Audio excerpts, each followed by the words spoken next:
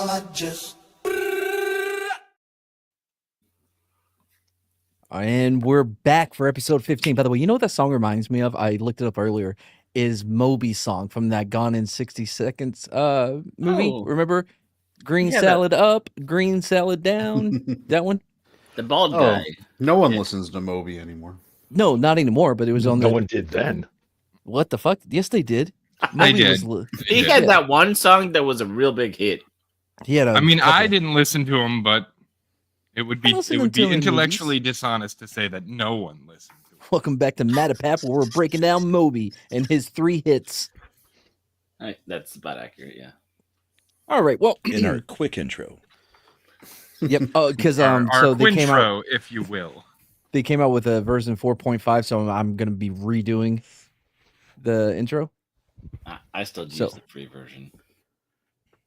Okay, anyway, so yeah, welcome back to MADePAP episode 15. We are the YouTube equivalent of Braille because people feel us when we speak. That's right. Regular crew here. Let's see. It's going to skip the mailbag tonight because this story may be a little long. And it's Is been that a few the hours reason, since I or had Adderall. because nobody sent an email? What? I haven't gone through them yet. There's Okay. tons of voicemails and emails. I tried to call one in, and it said that the mailbox was full. See? That's what I got too. I know, because I the last few weeks have been wonderful stories that should have prompted a lot of response. What's up, Soul? I never ate the brand kind cereal. Always got the knockoff bags from the top shelf. That's knows what. Yeah, I know what you're talking about. I love the I mean- names they came up with for them too. Like, Not that my family bought those, but like I had, poor friends. Yeah, Well, friends. not friends, but Mad's like, I didn't Acquaintances. even know cereal could come in a box till I was in my 20s. I've had both the brand cereal and the cheap knockoffs from the top shelf, and they don't taste any different. I wasn't a big cereal guy. I mean, you look at it. I it's just like, require a 2 cans, toy. Fruit Loops. Knockoff brand, they give you 2 cans sham. Don't buy Cheerios, try Oreos. Yeah. Wait, why did you? Yeah, you got knocked down to the last spot. And I'm not. One, you guys are not the judge of who moves where. Can I not be happy that I wasn't moving anybody, okay? No. I was specifically told not to move people, so I followed the instructions that were given. We all were. Well, not me. I was the one giving the instructions. Oh, are you breaking the rules, Matt? Nope. Oh, one last thing before we get started. Man, did y'all see that NOA fight on Sunday? Put Nope. on a show. The dude is a monster. I All saw right, a well, lot there's- of there's all the social boxing. media reaction to it. I did not watch it. It was a good fucking fight. I felt a little bit, so I tweeted out. I was like, "Man, NOA about to knock out my DoorDasher because like 2 years ago he's from San Antonio and was a DoorDasher." I saw that tweet? Yeah. 10 minutes later, he knocks NOA down in the second. I'm like, "Fuck!" I cursed him, but he got the stoppage. I think in the 8th. Anyways, let's see. Any other business we got to take care of? How about this? Drama, are you past No, being we're not an talking angry? about it. We're not talking about it. What? Oh no! He's what still happened? so angry. What happened? Nothing happened. It was a totally normal week. This is a hockey. There wasn't thing? a team that went 2-0 into the third period and choked horribly at the last moment. Well, at least like you didn't trade away some big star who did. I didn't. Hey, I was talking. So it's not as if like you traded away some Put big me star back on stage and, when I take myself off. and he had like a hat trick. Is that what they call it? A natural hat trick, yeah. Yeah, to win the It was game. not a natural. Oh, he didn't have 3 straight goals? No, Oh, I guess he had all right. 2, then somebody else got 1, and then he got the It empty seems netter. like a lot of scoring. That's not very natural. 4 goals. I don't have a natural hat trick. I have to cut holes in every one of them. Some might even call his behavior unnatural and unseemly, So which is good for tonight's story. By the was way, was that 4 scores over the 7 years ago? Was that was the 4 scores over the series? Screw you guys. I'm going home. Oh boy. no, that was in one period. No. Man. So that was the third All right, well, period all of right. Game 7. We're done with sports. We're done with stop sports. pouring salt on that. Sorry, wound. Brahma. Yeah. All right, just to I pour don't know the salt name on of my your wound, team. Matt, it's the equivalent of what Reggie Miller did to the Knicks, Yeah. scoring 12 points in like 7 seconds. Oh yeah, man. What a. All right, no sports talk. Sorry. All right, this is MADePAP, not MADaSport. Yeah, can't quit you guys. You should definitely keep that name for when you start a sports show. MADaSport. I'm glad we went with the quick intro. Oh yeah. To don't do get the any sports stuff out of the way. All right, fine. Chad, get us going, man. Take us on this journey. By the way, real quick, do y'all know about Graham and Kellogg, the inventors of Grahams and Kellogg's? I know I heard they make Cheerios. I heard that they were trying to do something and it got half baked and it got all crumbly and then they said that's bran flake. I wish there was a lower spot. Could we make like an AI generated panelist so that we could move him down to the 3rd row? Yeah, man. Pop wasn't looking good though, was he? Oh, Well, he's an asshole too. So Yeah, guy's a complete prick. Screw him. all right. Well, again, done with sports. Let's do. Chad, take us away. all right. So we have to go back to the early 1800s. Again, Nothing ever goes wrong in the 1800s. Whenever one of our stories starts in the 1800s, I feel comfort. Like this is going to be okay. I don't believe there's any overt references to Irish in this one, so it's always good. Australians. 1800s were like the golden age of cuckoo bananasness. Just But- people doing whatever the fuck they wanted. Are You know, people, are people gonna be crying over spilt milk? You didn't want to save that one for later? When the cereal started? Oh yeah. Oh okay. You know what? I feel like Punk's been sitting around with his notebook all day, just like cereal jokes. What kind of cereal jokes? And he's just going down the list now. He's a Yeah. premature joker. Not even looking for tie-ins. Just like, I got him. I gotta use him. Yeah, I'm gonna snap, crackle, and pop now.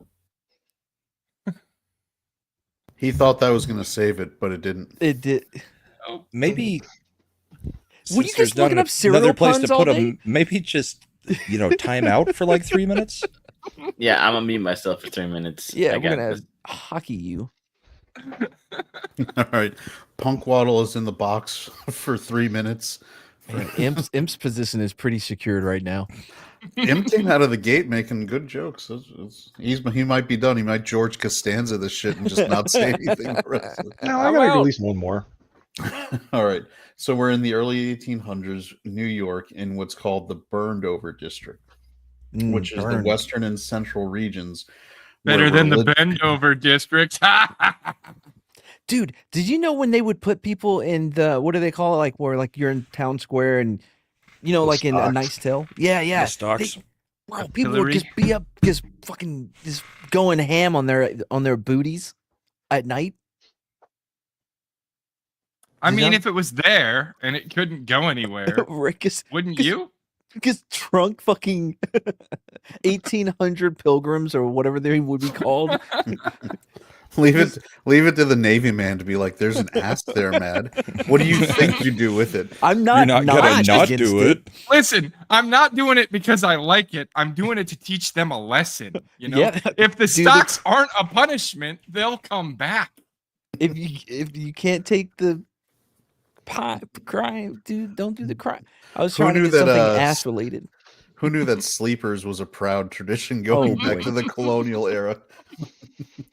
It All makes right, sense so- in A Nice Tale while they were guarding him, because they knew as soon as they walked away, someone was going to start humping them.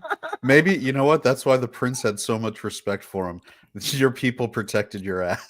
So Right? if I knew Literally. nothing else about you, that would be worth it on its own. Oi, they must really like this bloke. Look at them protecting his ass genity. Anyway, we can move on. Okay. I doubt he That still had it. All right. So we're in New York, where Western and Central regions where religious revivals and new religious movements of the Second Great Awakening were taking place. The term burned over district was coined by Charles Grandison Finney, who believed the area had been so heavily evangelized that it had no more fuel or unconverted people left to burn or convert.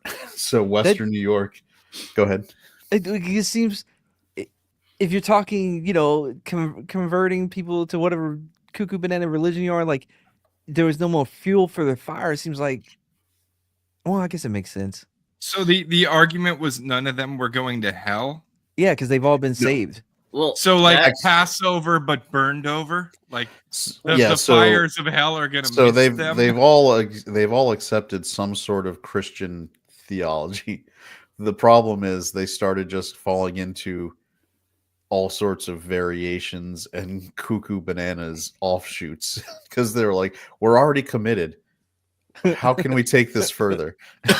It's like you have to keep upping yourself, like upping the other guy. You're Yeah, like, well, in my religion, Jesus is a hot fudge sundae. In my religion, I found a bunch of plates because a salamander led me to them, and he told me that I get to have 18 wives. This is a real religion. The cult that made it. All What right. was that South Park episode where the background music was dum Dum dum dum dum dum dum. So, all right. So Western New York was still a frontier, meaning professional and established clergy were scarce, and many residents were self-taught Oh, and God. susceptible to folk religions. Innovative religions blossomed, founded by lay people with new and exciting twists on Christianity. I love the term Innovative? innovative. Yeah, that stood out to me too. You know, You it's know, like an Jesus infomercial.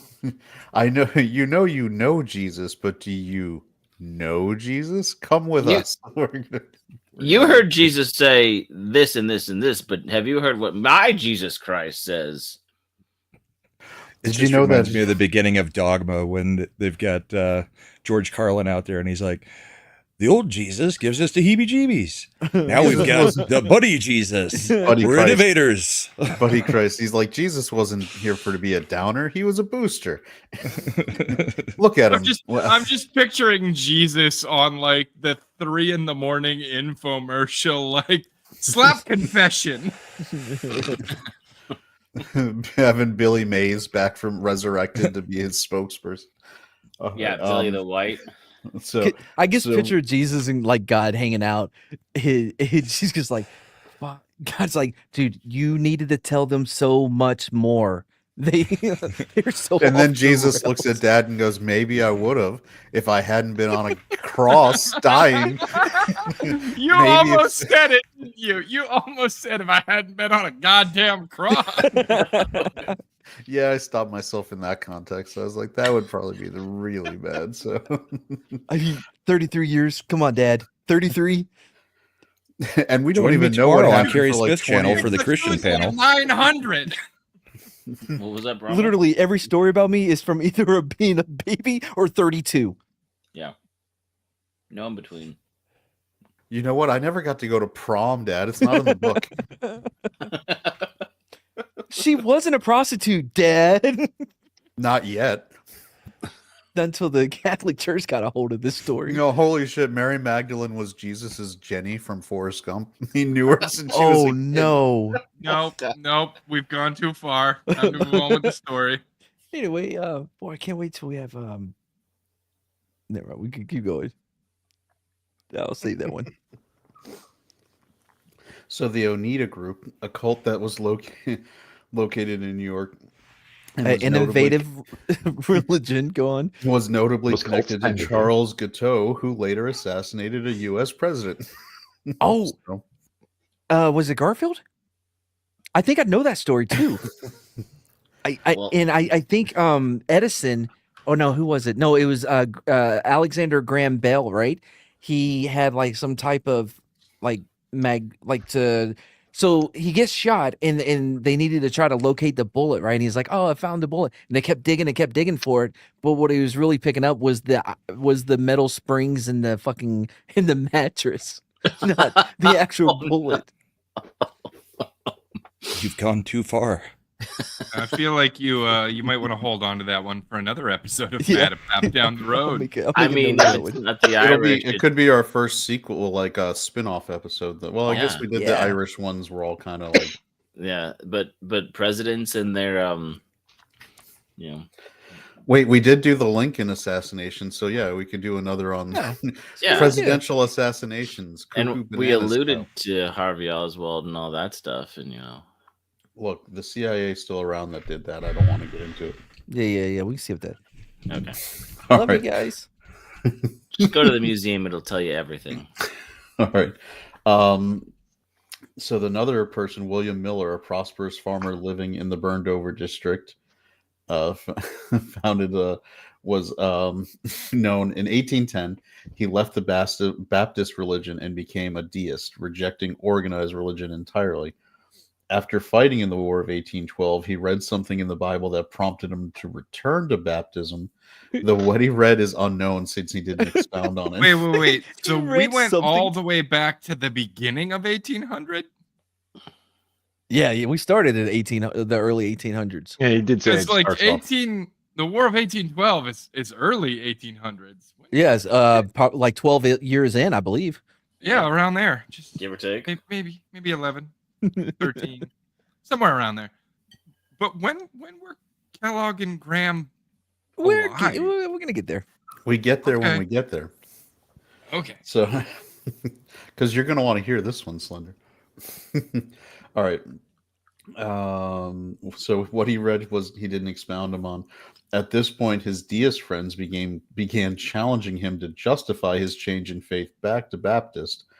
So Miller went to study the Bible. Oh, Baptists harassing someone who believes pretty much the same thing they do, but not the way they want them to? The deists were it was the deists harassing him, not the Baptists. So because he was the deist and the Baptists were harassing him. Wait, this was in New York, right? So he left his Baptist religion, and then he read something, no idea what. He never bothered to tell anybody, and then he went back to being a Baptist. The people that he was hanging out with during that time was like, "Yo, why'd you leave us, bro?" Yeah. So because he was self-educated, including on math, he developed his own ideas about religion based on Daniel 8:14, which said, "Unto 2300 days, then shall the sanctuary be cleansed." He assumed the cleansing was a great fire when Christ returned and used a day-year principle, interpreting a day in prophecy as a calendar year instead of a 24-hour period. It's in the footnotes. Thus, he decided the 2300-day period started in 457 BC when the king of Persia ordered Jerusalem's rebuilding, concluding it would end approximately 1843. So in 1822, does that math work out?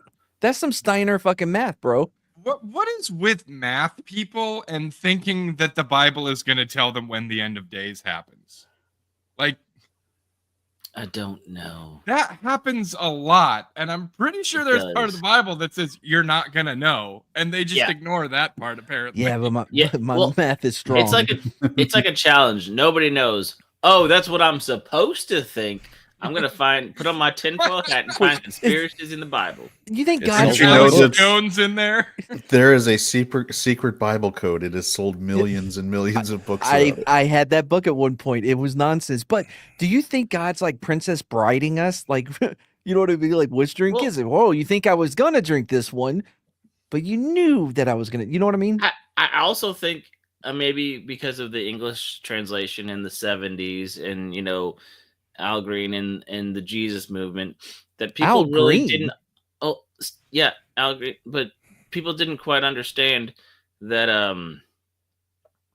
My and look up first. what the Jesus movement, one of the first Christianish rock, whatever. But like, I don't think English That wasn't people, Al especially in the Green. 70s, understood that when the disciples got stoned, it wasn't quite the same way as we talk about it now, like the hippies. That was a long way around for that. Wow. Yeah, I was trying to, but I got stuck on Al interrupted, Green. and I really sorry. lost faith. That was my fault. I tried so hard. And Didn't got get so so far. far, but in the end, it didn't doesn't even matter. You know what? Forget yarn. I'm gonna go all memento and start tattooing things on my body. I just feel bad for him. Can All right, penguins get tattoos? Like, they have very oily feathers, so I don't know if it would stick. They have black meat. That was a The interesting. dark meat. so Mads had black, and he'll never go back. Now he's gonna cannibalize me. You know, Sherry made me into a sandwich earlier tonight. In 1822, Miller wrote down his findings, but he kept them private. However, by 1831, in the town of Justin, New York, he revealed his Bible math theory that Jesus was about to return, and people's minds were blown. He wrote 16 articles for the Vermont Telegraph, and letters of inquiry and visitors flooded in to discuss his views. Overwhelmed with requests for travel and speech and requests for speeches, he wrote a book called Evidence from Scripture and History of the Second Coming of Christ about the year 1844. So he already moved it up a year. Of 1844. Exhibited in a course of lectures. By 1840, Millerism had gone from a local idea to a national campaign driven by at least 48 Millerite periodicals. It spread to Great Britain, Norway, Chile, and Australia. It is only by the grace of God that we have survived as a species. It's weird because I'm constantly thinking to myself, like when people are talking about, oh, we're the most intelligent, most advanced our civilization has ever been. All those people from 100 years ago were dumb, didn't know their ass from a hole in the ground. And I'm like, they weren't that dumb. And then we hear stories like this. I'm like, maybe a lot of them were, though. It's as if the whole world was Twitter and anybody could talk and people listened. You know what I mean? The world was platforming them. I feel like entropy is a slow burn, not just a quick degeneration. He did write a 17-part thread. That's true, yeah. Look how many I mean, if somebody takes that much time, I'm going to read it. Come on. But Well, then he went off. I usually get to about the middle of the second freaking post, and I'm like, yeah, what how many of these are there? And then when someone questioned Miller, he called them. He said they were woke light, and said that they had no place questioning his theories. It was actually the first use of "ain't nobody got time for that." I'm getting the by the time it got to Australia, the preacher was poor like, punk. TLDR, Can't make a Jesus joke, come in man. 1844. People get ready. All right, Chad's Punk, just go. like, oh, Punk's about to talk? Fuck that. Go, Punk. What's up? all I was saying is the feedback I'm getting here is that instead of trying to make my rambling on jokes, if I just wrote 17 pages of this, people would be more apt to, get to the end of what I have to say, right? Rama might. I wouldn't. Yeah. Only if you put that I little struggle thread. listening to your jokes till the end now. And it would also have to have those flashing lights and say breaking. Oh, okay. Writing this So down. everyone wanted an exact date, but Miller would not give one, only narrowing it to the Jewish year beginning in the Georgian year of 1843, stating, and I quote, "My principles in brief are that Jesus Christ will come again to the earth, cleanse, purify, and take possession of the same with all the saints sometime between March 21st, 1843 and March 21st, 1844. Do Jewish people have different years? Is it So how like the was Chinese? it when Jesus came Yeah, back? so they have a different calendar because the current calendar we use is kind of an adjusted Roman calendar. I don't remember reading about that in history class. Yeah, because that's why Easter falls on a month and a half space, depending on how they line up. And then we get leap years because they added stuff. Easter falls on Transvisibility Day because of that. True. Is there anything that has been like the Romanization of everything is out of control? I think it's a little past being able to do anything about it, though. I mean, even football uses their numerals. Yeah, dude, I'm like, oh man, once they got past Rocky V, I'm out. You know, I have to disagree. Roman numerals kick ass. You mean Rocky V? The NFL loved Roman numerals till it was Super Bowl 50, and then they decided they didn't need to use Roman numerals for one single year because they didn't want it to be Super Bowl L. Why not, dude? Everybody trying to take the L that year. All right, so people started selling their houses, going to the woods to prepare for the end times. March 21st, 1844 came and went with no Jesus or fire. So Miller rechecked his math and found he had used the wrong calendar. Oops. Oh, what did he did he use the He had used the rabbinic calendar instead of the Ebonics? Rabbinic. Oh, rabbinic. I'll enunciate a different way. Rabbinic calendar instead of the Karaite Jewish calendar. He set a new date of April 18th, 1844. But this date also passed without Jesus. He's not giving himself a lot of time, bro. I'm reminded of Office Space. I must have got a decimal in the wrong place or some other mundane detail. Oh no! $600,000 is not a mundane detail, Michael. Oh, guys, I was using the Inuit calendar. I was off again. Let me just adjust my math. Why didn't he use the Mayan calendar? That's the one everyone knows works. So in August 1844, the Millerites held a meeting where Samuel Snow discovered even newer math. Who the fuck is this guy? Yeah. Proposing that Christ would actually return on October 22nd, 1844. This date's failure became known as the Great Disappointment. So you have all these self-taught people that are saying, no, your math is wrong. No, your math is wrong. The Great Disappointment, huh? That's what my dad always called me. I guess got the Chinese. This Miller guy, I guess. Go ahead, Chinese. Didn't they have Chinese working on the railroads at this point in time? They probably should have got them to do the math. Those weren't math Asians. Wow. Wait, which ones are the math Asians? The ones that China sent over to spy on them. Oh. So I guess Mr. Miller is getting the date wrong again and again. And finally, Simon Snow, whatever the fuck his name was like, guys. Samuel. Yeah. I self-taught, self-proclaimed mathematologist. Let me handle this. No, the worst was the one guy who was like, it's all a conspiracy by Big Calendar to fuck us. They keep changing the calendar so that we can't get our math right. So Millerite leaders and followers were bewildered and rightly disillusioned and fractured. Some kept pushing new dates like September 1845. Others went off and joined the Shakers, who believed Christ had already appeared for the second time as Mother Ann Lee. Many, I don't know if I trust that.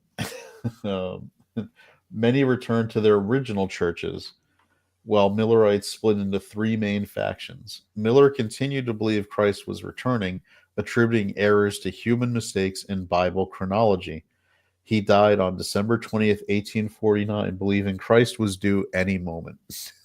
Then he read that page where it said, "You're not gonna know the hour or the day," and he was like, "Shit." Then he said, "I just saw Haley's comet." Oh no, these two pages were stuck together. So one of the three main Millerite groups became the Seventh-day Adventists, who decided that something did happen on October 22nd, 1844, but it happened in heaven, not on earth. What? So, no, it happened in a place that that you can't go and nobody can prove otherwise. So, boom, we're right. And they follow our calendar laws. So there's a nice little bar on Cloud 9. It's called Cheers. And I guess on the day that he was supposed to return to Earth, he showed up at the bar and everyone was like, Jesus! You think he woke up and was like, what was I supposed to do today? Can somebody get a hold of Miller? Yeah. Can you check the date? So the Seventh-day Adventists were loosely organized for approximately 20 years, but the church did formally establish itself in Battle Creek, Michigan on the 21st of May, 1863, with a membership of 3,500 gullible people. So this is just an example. Would become Latter-day Saints. Go on. Yeah. So this is an example of what you're dealing with in this era. So at the same around the same time in the 1830s, that was just a prelude. Yeah, it's in just Connecticut, one of the factions. Crap. Exactly. Well, it's setting the stage, right? It's giving you an idea of how cuckoo bananas people were willing to get around this era. We're setting up the romance of the 3 cereal kingdoms. In the 1830s in Connecticut, an evangelical minister named Sylvester Graham emerged during the temperance movement. Sylvester, oh boy. Yeah, while others focused on alcohol, tobacco, women's rights, and slavery, Graham came at it from a different angle. Graham just chased Tweety all day. No, his concern was sex and masturbation, believing that these were responsible for making Americans physically ill. So he was a lot like RFK, but instead of like chemicals in your food, he was like, no, it's the sex and masturbating. So he was the inverse of the Italian stallion, Sylvester. We can go. What? If you had to say what about that, I don't know about this thing. So this idea wasn't new. It had actually originated with a Swiss physician named Simon Tissot, who in 1760 published Leo and there's some French bullshit word. Nailed it. Fuck's sake, Chad. The importance of semen retention. Have you not been playing Expedition 33? Wait, is that what it was? I don't know. Oh, I thought because of hockey, speak like French. I thought you like knew French because of hockey. Yeah. Merde. All right, you know what's Slender? I'm going to put it right in the private chat, and you use your Frenchness to pronounce it. Need to use my Frenchness, huh? Leonanisme. Ooh, What that the sounded fuck good. All right. Leonazimi. Yep. They went on me. A medical document claiming that semen loss cause reduced strength. I was right. So semen loss causes reduced strength, memory, and reason, along with blurred vision, nervous disorders, gout, rheumatism, weakened generative organs, cause blood in the urine, appetite disturbance, headaches, and more. They forgot hairy palms. I was and blindness, of course, right? Because if they went with blurred vision. Yeah, so yeah, keep him on retainer. That sounds like it was written by a virgin. So luminaries like Kant and Voltaire published his findings, leading to masturbation being considered a debilitating illness. Voltaire? Another book published anonymously called The Heinous Sin of Self-Pollution and All Its Frightful Consequences furthered this movement. It's a movement now? Because Graham stepped in and made his name giving speeches admonishing masturbation, believing it inflamed the brain more than natural arousal, resulting in insanity. So it's a lot like people, talk about the groypers now. Meanwhile, the cure for female hysteria is who get off. I was going to say, I think not masturbating probably causes more insanity. Well, it is a well-known thing in the fight game that the fighters are supposed to hold off on doing that when the big fights come up. Yeah, because it increases aggression. Yeah, going to war and all that stuff. Where do they? You don't want to waste that strength. Did they ever, weigh in on soaking? Soaking? It's okay as long as nobody's shaking the bed. Yeah, and you have to pay people to do that anyway. What's Slender? soaking? Oh my God, we're about to take a Are fucking... you serious? Really? Okay, Do I- so No, I don't all want right, to know. so do I? Mormons, right? So it's okay if like they don't move when they're inside of a chick. Like if they just stay there, it's called soaking, right? Then they're not breaking God's commandment. Now You play just the tip, but you don't thrust. yeah, but at universities like I don't know Utah, they'll interview these kids, and one of them will shake the bed so that technically they're not moving. Because somebody You should not have to assemble a team to have sex. No, they're not having sex. They're so performing a performing a poor facsimile of it is what they're doing. I can't believe this is the first you've ever heard of this, Slender. I've never heard of this. I've never heard of it until now either. What? Oh, We've man, brought it up on find so many streams. so many Where have me and Mad talked about it 10, Right? 15 times that you guys haven't been here? I was joking about it with somebody else Okay, a couple times. I'm going to be honest. last This is week. the first time I've heard you guys talk about it too. So What? What is this other life Apparently, you live Matt on and YouTube? Brahma are the only ones who know about it because they did it. I know about it, and I didn't do it. Not Mormon. it's like whatever we did in the Brahma guest house Brahma was compound. like, there was stays no between us. penetration. It was just soaking. Is that Yeah, why but it was Zion really- National Park is in Utah? It was really hard to convince somebody to come over to shake our bed. Anyway, we can keep going. So the hornet was all a euphemism for what was really happening, Yes, penetration. We've been over that. but without actual movement by Matt. No, that's why you said Matt didn't help. There you go. I got it. All right. So where are we at? So we're at the Soaking. So Graham had now moved into the sphere and was giving speeches admonishing masturbation, believing it inflamed the brain more than natural arousal, resulting in insanity. Back then, masturbation was called self-abuse, and many women Still is. reportedly fainted during his speeches. Oh, Apparently, they were getting a little too They're worked getting the up. vapors. They were like if you want to know what it looked like, it was the girls at the Beatles concerts in the I'm gonna No, 60s. what go it to the- was he was talking about it so much that they were overcome with a desire to abuse themselves. And since they are women, their brains got inflamed more than a man's would from denying himself for a period of time. I'm gonna have to go to the doctor for my hysteria. It's flaring up again. So this is going to be good for Brahma. He to hear gave because- them the vapors. So Brahma, Graham considered sex more than once a month pathological. So you're True. good to go. Based. Yeah. So this was possibly Wait, with the influenced girl? Try to limit it to once a year. Oh, Graham would have put you up there as a prodigal saint. son right there.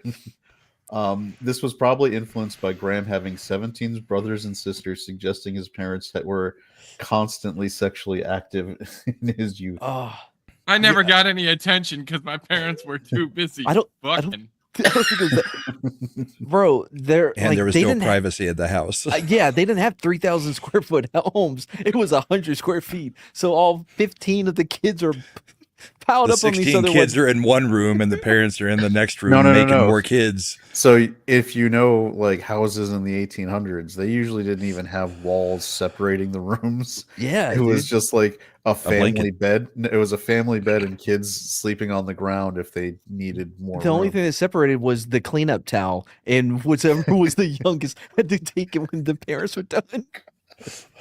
No, let the boy watch. So what you're really thinking of is in Willy Wonka, that scene where they're in the house and all the people are in the one Yeah. All bed. the That's grandparents. exactly where my Yeah. mom went to. Yeah. So yeah, it's just a family bed.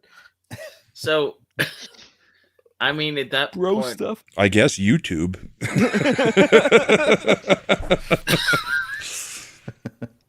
Brahma's if like, everybody's sharing a bed, they wouldn't really have to worry whether it's soaking or not, because I'm sure enough people were getting up and getting. yeah. That's So what if you're it's soaking in a just, waterbed? the motion of the ocean? Yeah, yeah, you're good. Like, if You you- get a little So wave someone's taking the generator bed, they in just come there, along and and it's push just the mattress. Yeah, we call it the wave pool. All right.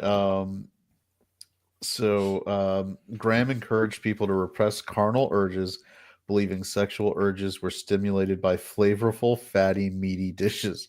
True. So in his view, the more moral Who doesn't get horny when they're looking at a big fat piece of meat? That explains so much of today, right? These are principles we should carry over. Yeah. I know after I eat a giant fucking piece of meat, I'm like, oh, I'm not bloated and just miserable at all. Less bone, my dude. This is why no one wants to have sex with vegans. Hey, Shredder, I definitely don't have the meat sweats. Let's get this going. I'm the Mad King.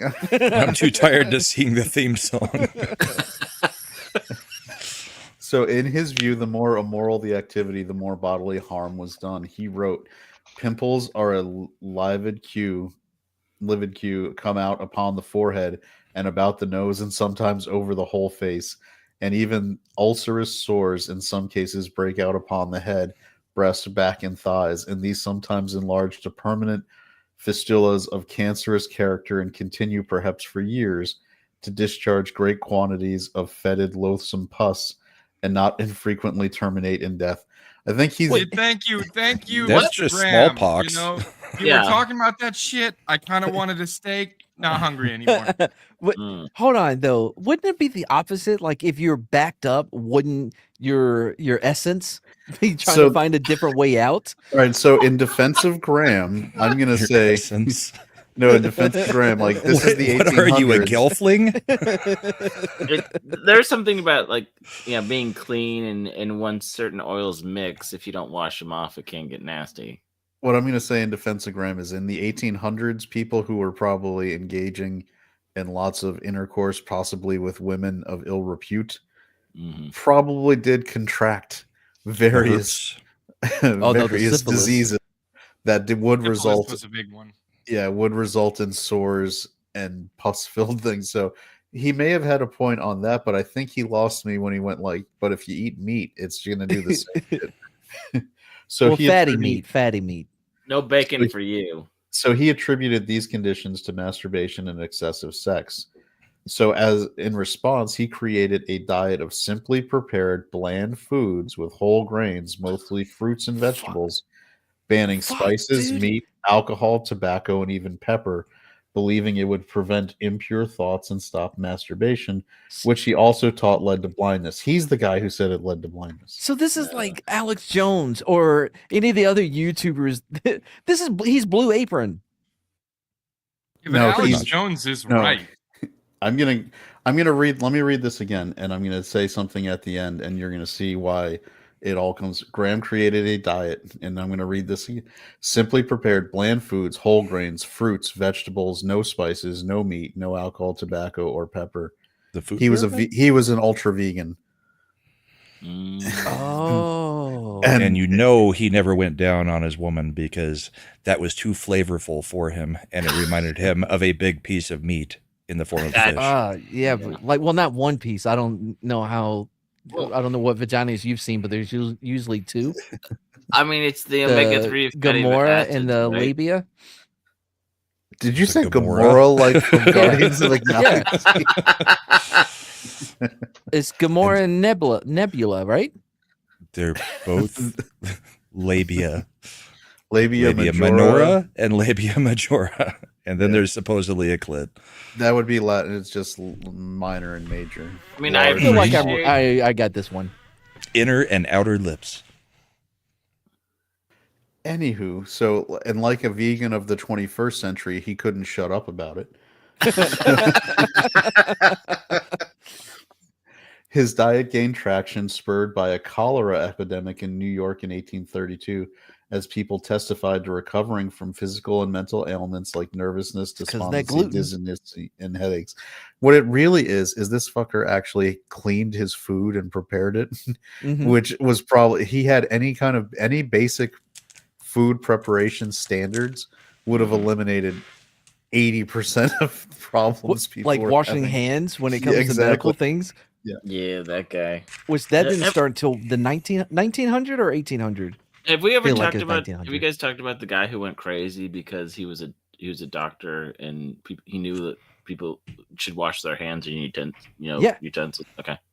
Yeah, and they thought he was crazy. They locked him up. Yeah, and then he literally did go crazy because he was so frustrated. Nobody would listen. He was trying to save so people. So the critics were right. But and now washing your hands is all culture can talk about. He basically that doctor was like Mugatu from Zoolander. I feel like I'm taking crazy pills, man. I'm just telling you, wash your hands. How hard is it? Just wash your hands. Hold on, you saying that when I take my hands out of the pig anus and I mix up your food and then hand it to you on a plate, that's not good? That's what gives it the secret ingredient flavor. No, flavors are bad. Between the anus and the head cheese, it is the most flavorful thing you can have. Man, Slender is on point with his new icons today. Hey, Sherry. Perfect timing. Not that you have anything to do with pig anus. That's not what I meant. I feel like I'm sure you wash your hands. I think you've drawn more attention to it than anybody else had even thought of. But I think when Sherry prepares food, she washes her, or a meme, she washes her hands. That's what I think. Simp. Yeah, so Simp. Hey, she made me a sandwich tonight. Next thing you're gonna be having spicy foods and shit. Yeah, so the diet's success was partly because people ate so poorly at the time, consuming grease and meat-heavy meals. British astronomer Francis Bailey noted a Virginia Inn breakfast consisted of beefsteak, sausage, stewed veal, fried hams, eggs, coffee, and tea. On the frontier, pork dominated. Like a good breakfast. I mean, served salted and thick chunks for every meal, leading to arteriosclerosis, heart disease, indigestion, also dubbed American-itis in 1830. Fuck, that is pretty much veganism. Stores were also unsanitary. A visitor described a shop where a bell rang. Sorry, Slender. We haven't even gotten to him yet. Yeah.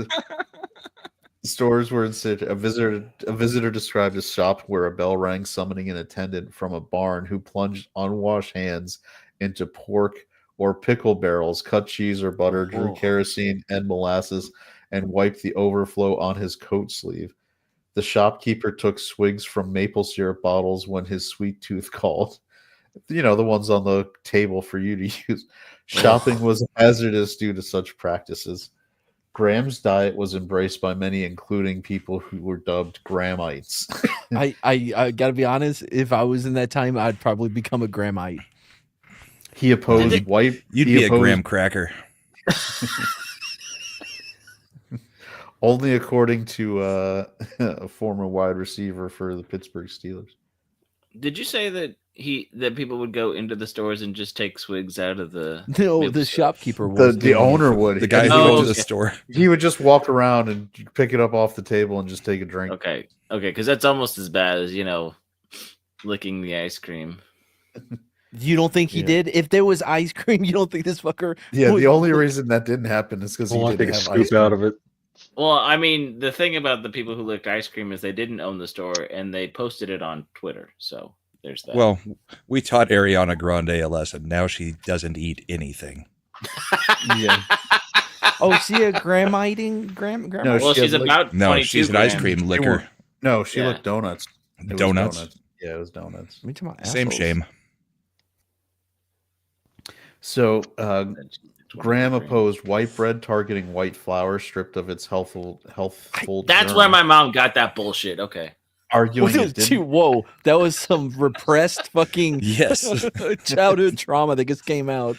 Yeah, going to Sam's, buying whole grain bread, freezing it for like 2 months until we had. She wanted to make sandwiches, and then it was just dry, crappy bread. And I thought wheat bread was terrible. You're supposed to thaw it before you make the sandwich. Yeah, punk. What you want to get that Americanitis? I already got it.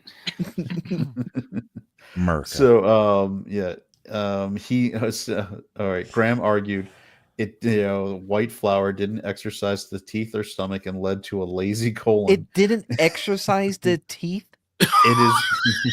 In his treatise on bread making and bread. All right. Well, I will. Dude, say I don't know this. about you, but my teeth do cardio and pump iron at least 3 times a week. Okay. Yeah, fatty iron.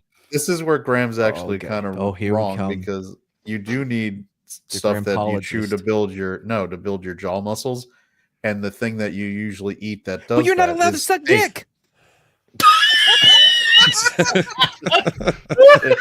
Okay, I was actually gonna go with the facts, but good for you. Yeah, fatty meats. That's a like sausage. Eating stuff like sausage and steak actually makes you chew and generate.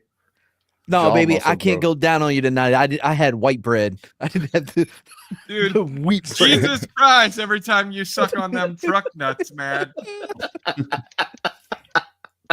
So, one of the reasons so many kids need orthodontics now in the US is because all they eat when they're young are soft foods like white bread, mac and cheese, things like that. And so their jaws aren't developed right by the time Starting they're to think you teenagers. like this Graham guy. You were the one who said you would have been a Grahamite, not me. Just because how gross it was, not in today's world. No, you know no, what? but you got it. But meat is one of the things you should be eating to counter that. Just wait, Slender. Kielbasa. This is why you don't let anyone put their balls in your jaws. Can I? This is true. Slender, next time y'all go see a movie, he's like, "Can I get the whole grain popcorn?" I haven't exercised my teeth yet today. No, I don't want any mozzarella sticks. Those are too soft. What are you trying to make me an insano? You know what that does to your oh. I need to exercise my teeth. Can I get some of the popcorn unpopped? I just want the kernels. Do you think that when Pee-wee... Bride yells at me for that every time because there's always the unpopped kernels of popcorn at the bottom of the bag, and I'll eat them. I don't care. What? She's like, "You're gonna break your teeth." I'm like, You will break your He teeth. really is I a don't want to. sociopath. It is a terrible idea. By the way, do you think Pee-wee Herman ate something spicy, like he came from like a Taco Cabana? Or I would be careful about saying things about what Pee Wee Herman ate, given his proclivities. Or what he Analingus. Well, and then when he went to the movie theater, Pee Wee he's just Herman like, is a saint compared to most people in Hollywood these days. he's like, oh no, that what we know. that carne asada got me all worked up in this movie theater. Carne I can't help asada? myself. Carne asada. Carne asada? Carne asada. Carne asada? Carne asada. Yeah, we're saying the same thing. I hear a T Carne on one Estrada? side and not on the other. Carne asada. I heard carne estrada. Like Eric Estrada from Chips. Yeah. Oh. Carne estrada. Yeah, think about that. Soul said it. Pee Wee got busted because he was masturbating in a porn theater. Which is a big no-no. Everybody knows that. I'm pretty sure that Compare Dr. that to what most people are doing these days, and he's a saint. I think Yeah. Graham would have had some stern words about Pee Wee Herman's habits given his thoughts. Now, and Mr. lecture. Pee Wee, what'd you have for lunch? Pee Wee's like, We had I can't help it. My brains get swollen.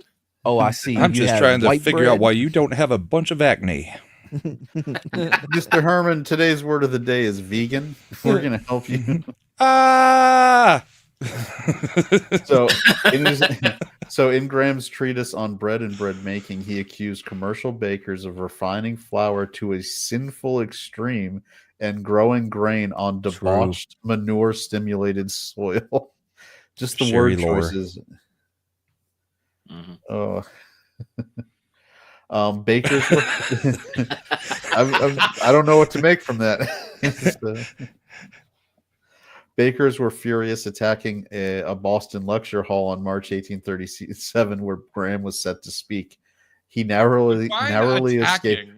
They were rioting and acting like Antifa trying to get his head because he said that they were. The more we sinful. think that the world has gone crazy, the more I realize it really hasn't changed. Yeah, it's cyclical. Yeah. It's pretty much the same as It just may Charlie not Kirk repeat. getting It yelled just at rhymes. Yeah, it definitely rhymes. So he narrowly escaped assault, and his reputation suffered when a Boston lunatic asylum doctor declared him insane. Now we have rules about that. The psychologists aren't supposed to make any diagnosis for people they don't treat unless they're named Trump. So apparently everybody can treat Trump. I could Yeah. declare him insane if I wanted to. And I'd probably I've never had any spicy food. Some say. Ralph Waldo Emerson declared Oh no. declared Graham the prophet of bran and pumpkins. Oh, good. Because I like him. I was like, I didn't want him to be Voltaired. Yeah, so further lectures were canceled due to fears of additional Baker riots. Baker riots. What are they Graham's gonna do? Throw the hardened, scones at them? I just And picture the chef, like from the Muppets. Yeah. So, while many people ridiculed his ideas on diet and hygiene, the followers grew. And during the 1830s, many American Puritans adopted his diet, and it became strictly imposed on all students at Oberlin College. The students know that college. quickly rebelled by eating off campus. A professor was actually fired for refusing to stop bringing his own pepper, like black pepper, to put on His food. own Graham's system inspired male-only boarding houses hold on. serving Grahamite meals and enforcing strict sleeping, exercising, and bathing regimes. Is fucking what was the Fat Camp movie with Ben Stiller? Yeah, Heavyweights. Heavyweights, right? Like when they go in, they're searching the bunks and shit. Yeah. These kids. They're like, oh, you got pepper in here? What is this? So, Blackened pepper? No. Because once so Graham commanded speaking fees of as much as $300 per night, preaching against feather beds, tight corsets. Wait. And hold on. All this debauchery. We've leaped from food into the comforts beds? of man. Yeah. Yep. And he claimed that these things killed over 80,000 Americans yearly. What? Wait, Hold on. Give us the list again. What killed 80,000? Feather beds and corsets. Well, in addition to his normal list of over sexual appetites, he included now feather beds and tight corsets. How do feather beds harm you? He I also think they're too criticized- floofy. They're too soft, and they're too inviting for all these terrible behaviors. Once you get comfortable, you're gonna want to touch yourself. And once you touch yourself, you're gonna get acne and die. What happens is there's a lady with the corset, and she gives you a nice greasy sausage, and then she's like, "Come lay in my nice feather bed." You ma'am are the devil. Mm-hmm. I bet she'd choose bubblegum too. So he also stated that schools overstimulated the brain of students. Too much learning. Leading to but here's what it led to though, Mad. Nervousness and genital debility. Wait, what is genital debility? I would imagine it makes you being like an uncontrollable beast of a person. I don't know. Whatever. Oh, I thought that meant that it just you had the opposite. Is that why they do the penis check in gym class? Isn't Make sure that you don't for have the genital debility? Isn't that for scoliosis? No, scoliosis is the spine one. The turn your head and cough is the when they cut the balls. It's for hernias. It's for a sports hernia. Yeah. Sports hernia. And then you got to spread your cheeks so they can look at your butthole. That was not a thing. I guess that was mainly just for your school. Man, got a special doctor. Am I the only one that went to the gym?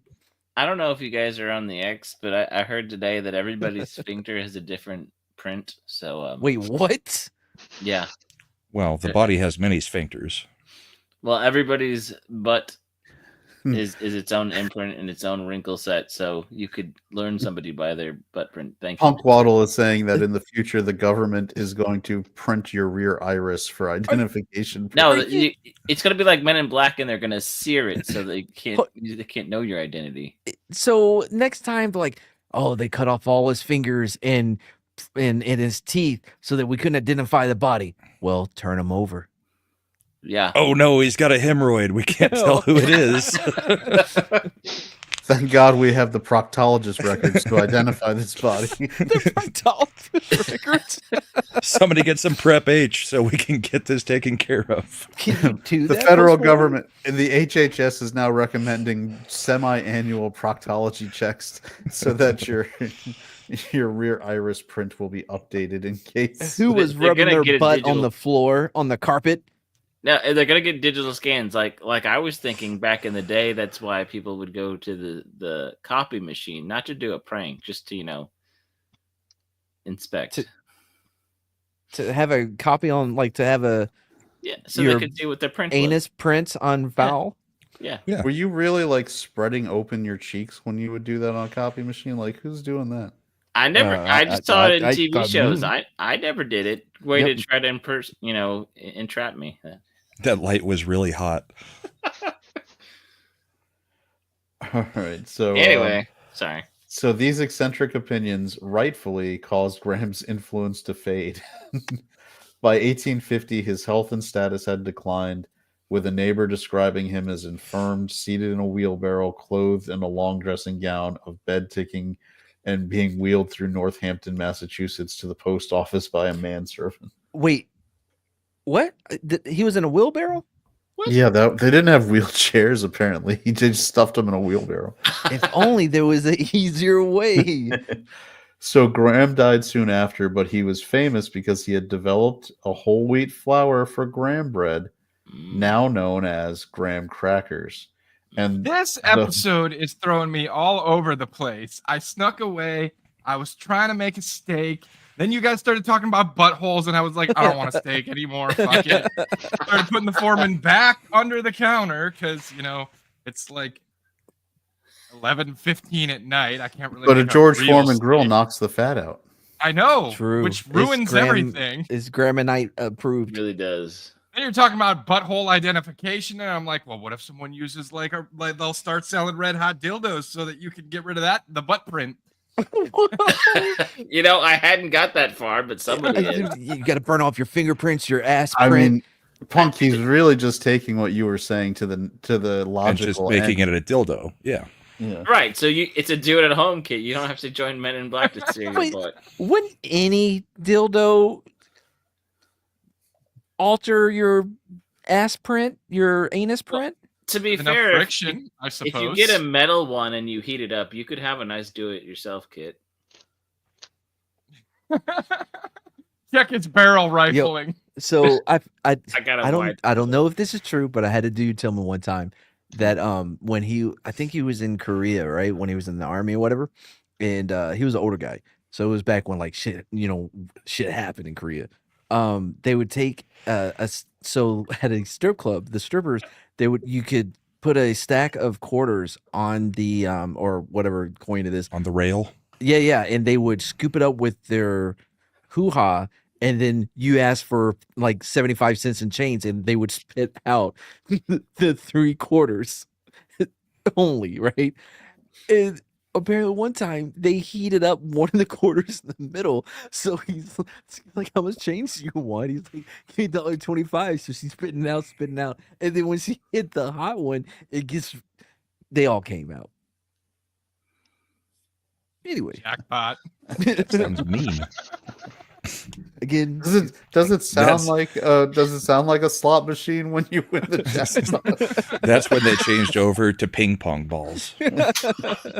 No, but you got to figure though. It's like the thought in a casino. Like they like making those sounds because it gets everyone else excited to spend their money. The So oldest maybe- version of Make It Rain. oh, No, it's make it for a hail. baller on a budget. Wow. Oh. That is. Anyway, the more you know. That's a little extra for you guys. My favorite part was A with lot everything that's extra. been said tonight, Mad calls it a hoo-ha. Well, I want this is educational. It's an educational old-fashioned. podcast. So, for the kids. Is that what we're going? Why No. didn't you call it a? No. You know, for the kids. No. Why didn't you say that she used her Gamora to pick him up? Yeah, and I shouldn't You say can't this, but pick I up with remember the hearing a Gamora story about and people giving Nebula. No, sometimes you have to use your Sodom end to do it. your I'm so glad my kids don't watch this show. your what to do it. Your kids go to public school. Yeah, They've man, heard I got way you all worse. in check. Ooh, I'm ooh. sure they do. But yeah, I remember other stories of hearing people giving exact change. It was the same stories told around apparently the donkey shows. Apparently, some strippers can pop the booty hole out. I gotta progress my slideshow again. So, Yeah, the ones Where who are we at in the story? so Graham was famous for developing the recipe for graham crackers, though modern versions are what he would call abominations because they add sweeteners contrary to his principles. They've shamed Man. his shame. And then Walt Disney was next. First, they came for Graham, and they came for Walt Disney. Okay, Hank Johnson. And now they come for me. So again, back in the U.S. in the 1800s was filthy with a life expectancy on average of 41 years. That's With misleading. With death frequent in city slums, factory work being deadly, lead poisoning common in trades like printing, pottery, paint, and shipbuilding, and streets filled with rotting waste because they didn't have proper sewage. What and hygiene. didn't kill you? Like what was there? We're like, this is a safe activity for us to do. Yeah, it's like they say what didn't kill you made you stronger. I feel like Eating we're about to have that part. This sounds like A Million Ways to Die in the West, right? I've been thinking it the whole time. Where he's like, everything here wants to kill you, even just like we were just bringing ice down for the party, and it killed you. The world was Australia. Most people bathe only once a week, if that, and bacteria contaminated water wells. Hospitals were ineffective, with doctors viewing disease as an imbalance of bodily humors, treating patients by draining a pint or two of their blood daily. Kill George Washington. Or administering poisons like mercury and strychnine. Yeah. Also good for the Olympics. Fever, diarrhea, and vomiting were seen as signs of recovery. And doctors were poorly trained, requiring 48 months of study total. By 1800, Columbia, Harvard, and Dartmouth had medical departments where professors sold lecture notes to students. If not much has changed. Yeah, hundreds practice medicine without training. It's like Lincoln. I'm self-taught. Some of them even did fall surgery. I mean, yeah, I was like, oh man, I hope this. Wait, hold on. So it's unsafe to drain certain bodily fluids because it's sinful, but it's healthy to drain other bodily fluids, even though you're lightheaded and you just bro, it's called Jesus. Yeah, or something. You got a leech. So Jesus would have been a lady of the night back then. Sherry, most women would have been ladies of the night. I mean, I'm not saying that your options were limited, but the good days. So in Danville, New York, Dr. James Jackson and Dr. Russell Troll promoted health reform through hydrotherapy, which was ice and steam, so cold therapy and warm heat. An idea Sylvester Graham support. This guy was not completely off base with what were proper medical treatment. Oh boy, Chad and his Graham love. I'm just saying that is like for minor ailments, pulled muscles and things. These are the proper treatments that we use in physical therapy now.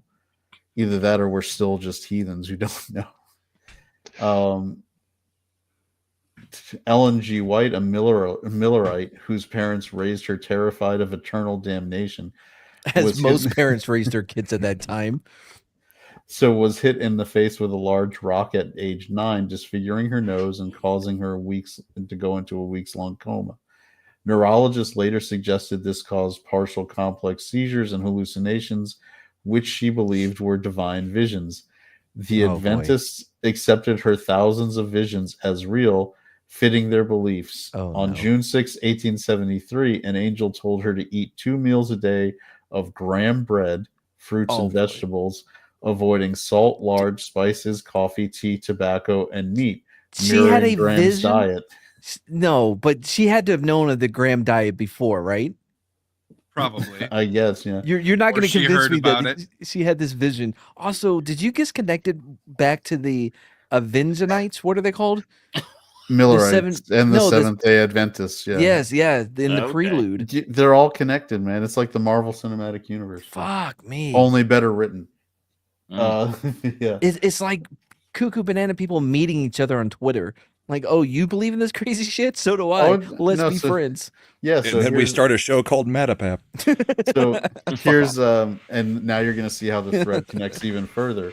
Because after her husband James White received treatment at Danville, they stopped in Rochester, New York, where Ellen had a vision that the Adventists should establish a water cure and vegetarian institution. What? 9 months later, on September 5th, 1866, they opened the Western Health Reform Institute in Battle Creek, focusing on pure air, sunlight, rest, water cures, exercise, and diet. Adventist farm women volunteered as nurses, chopping wood and administering massages. Okay, so nurses meant something else. Wait, chopping wood. Is that Mixed messages? Not like the guy from last week. No, but here's That's- here's where the when connection nurses- comes in. Go ahead. I was like, man, nurses back then would chop wood. That's not a euphemism, right? Like, it's not. No, chopping wood, administering massages, because you would need it to heat things, and you know. Yeah. Because when I And think chopping wood, typically, and though, massage, they would massage and then chop the wood. right? You needed to chop the wood for this. Yeah. All right, but the institute soon went into debt, Oh no! so they appointed John Preston Kellogg as treasurer, Wait. with his teenage son John Harvey Kellogg as his assistant. With the See, it's slogan, all- they're great. It's all coming together, man. It's all connecting. Thank you. Okay, nobody gonna say bless you. That's fine. I didn't know what That that was a was. sneeze. I didn't even know that was a sneeze. Yeah. Yeah. Well, Bless How do you. you guys sneeze? I thought you Like were a man? trying something out. Loudly and manly. like an expunging of my soul through my mouth hole. No, I'm not taking shit from bottom square. So, about sneezes. I just realized Hey, that. I have a powerful sneeze. Sure, for a penguin. I just realized that my the title of this episode, when Graham met Kellogg, Doesn't seem like they They're were gonna. met. Well, they met in spirit because the That's what I person meant, who adopted basically Kellogg is an inheritor of Graham's thought process. We're going to see this evolve.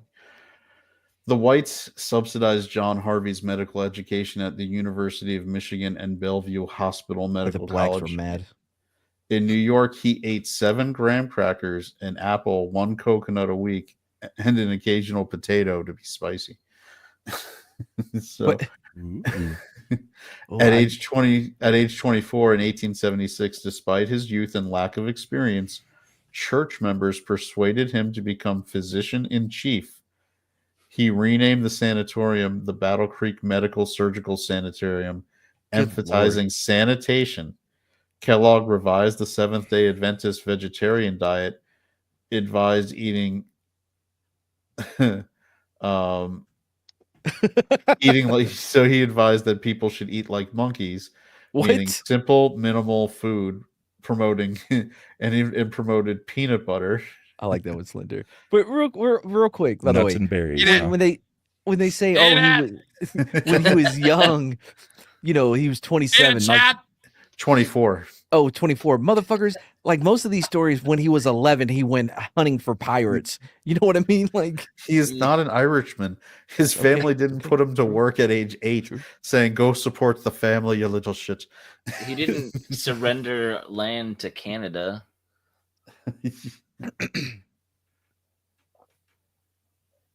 All right, so again, he promoted peanut butter. He invented the mechanical horse for exercise, and the mechanical preached- what? What? mechanical horse for exercise. What Was does this for that mean? hysteria too?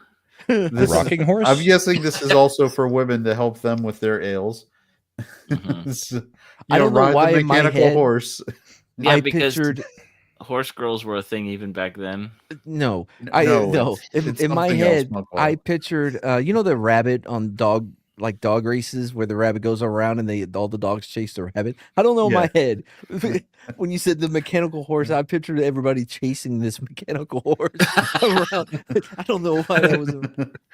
So, well, he did preach aerobic exercise, but he said that you should do it to recorded music. Again, ahead of his time, he was basically doing an aerobics class. Jazzercise. Yeah. He was like Gene Simmons. No, that's the wrong one.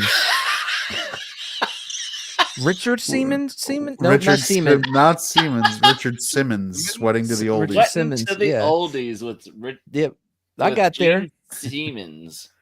I got there. I just see Slender moving around. Some All hot right. stuff there you got there, Slender. So Kellogg was obsessed with colons, considering them central to being healthy. He lectured on auto intoxication, a self-poisoning from slow food breakdown in the intestines. Is that what David Heron? Never mind. Go on. He advocated a vegetarian diet, exercise, and 3 daily bowel movements, stating a housebroken colon is a damaged colon. Wait, hold on. Hey, wait, hold on. Back up because of hair. You All right. snoozy homewrecker. 1, 3 dumps a day seems excessive. It does. It would probably be a sign of being unhealthy, actually. But yeah. 2, a housebroken colon is a what? A damaged colon. But he wants you to take 3 dumps a day. Which is a sign Wouldn't of that damage. sound like it's a housebroken colon if you're shitting 3 times a day, right? Today we just call it irritable bowel syndrome. Yeah, Yeah. IBS. But I don't know what he means by I it. believe the current health standards is 1 movement per day is healthy. What about 1 a week? That is That's unhealthy. A little That would backed be up. called fecal impaction. That's called government cheese. That's called amphetamines. Moving on. So, You might want to get some sodium caplets. so here you go, Matt. This is where his regimes included exercising in athletic diapers to allow uncontrolled bowel movements to occur. What is happening? So you're Apparently, like they're getting off on. you got to house break that colon, son, as you're chasing a mechanical Hold on. horse around Wait, a racetrack in a diaper. Is sexual acts still bad, or are they starting to do weird kink things? Because between diapers and things I've seen on Jerry Springer before, like we're like 2 steps away from a Charleston. Never mind. Okay. So he also, as part of his regime, dunked people in electrified pools. I get that though. That makes sense. And had people participate in multiple daily enemas.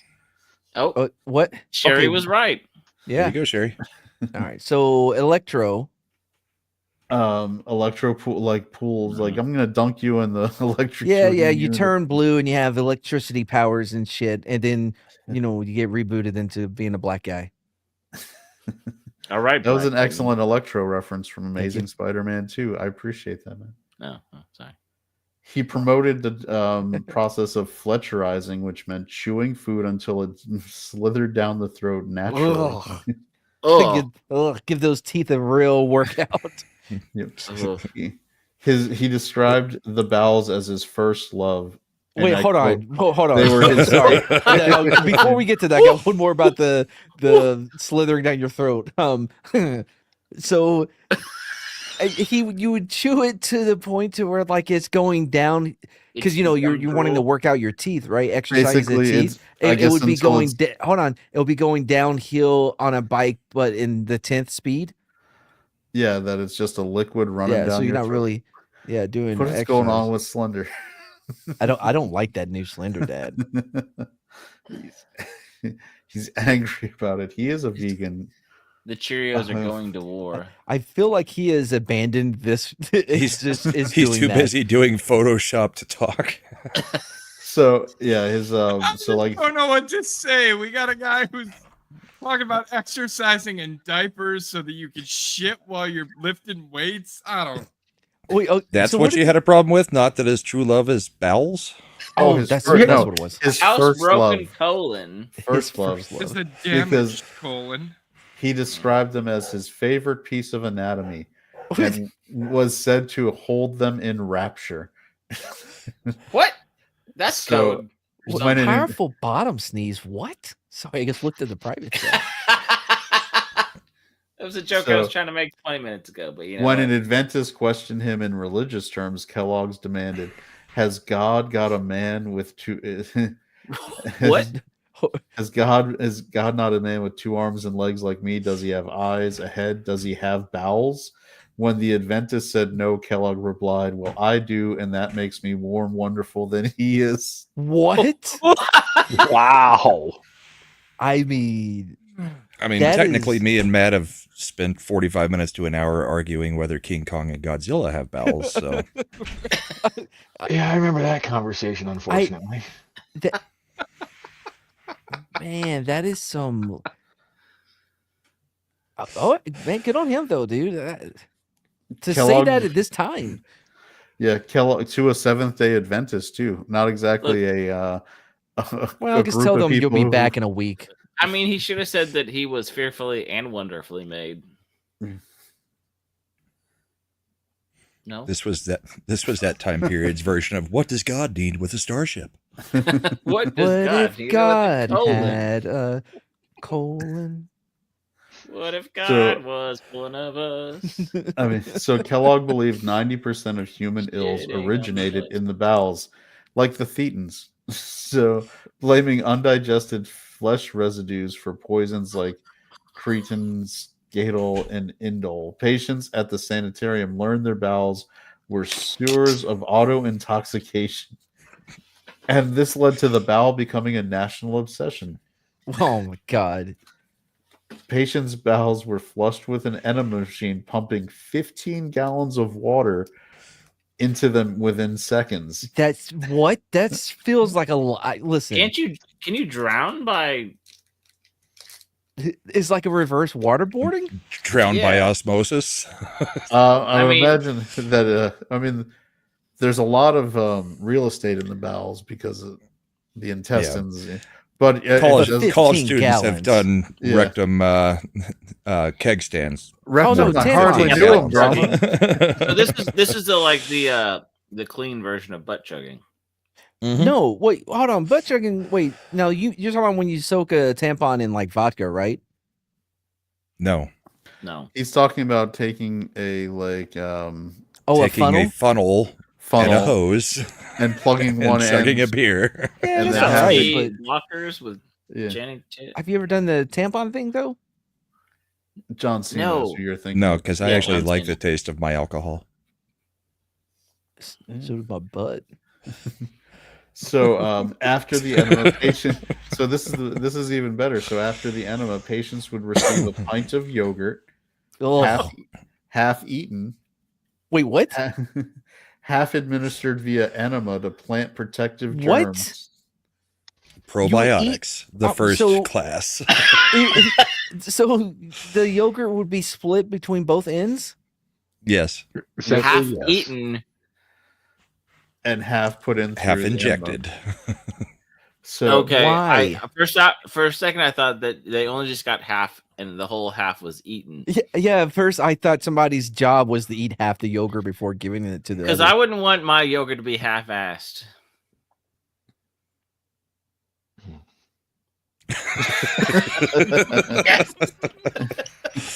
So this is even better. If this failed, Kellogg would then remove the offending intestine stretch.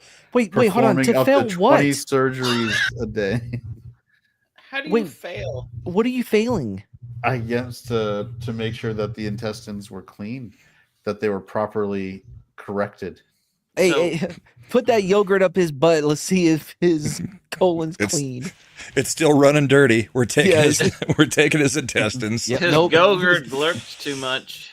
Sir, we're still getting a thick mucus-like substance coming out after we put in the yogurt. Oh, well, looks like we got to do surgery. No idea what it could be. So notable patients who underwent this treatment included Otto Baron, Henry Ford, J.C. Penney, S.S. Kearsarge, Sarah Bernhardt, William Byrd, Thomas Edison, Harvey Firestone, William Howard Taft, Amelia Earhart, and Larry King. Do you think Amelia Earhart, the reason she just had, like, she was looking for somewhere to take a shit, and that's why she got lost? No, she got lost because she was a woman. So this was like the first Hollywood diet? Apparently. Pretty much, yeah. This was, what do they call it? The elites. A cleanse, or whatever they call it? Yeah. Yeah. And now they just suntan their buttholes. Yeah, but that makes sense. It would be more effective if they just seared them. We talked about this already. So Kellogg's regime included 7 a.m. calisthenics, laughing exercises, Indian club demonstrations. Which, wait, what's that? I don't know. Did you say Club, Indian club? They look like bowling pins. Oh, I thought this was like discoteca. Yeah, at the reservation. Yeah. Oh, okay, my people, let's go. Let's do.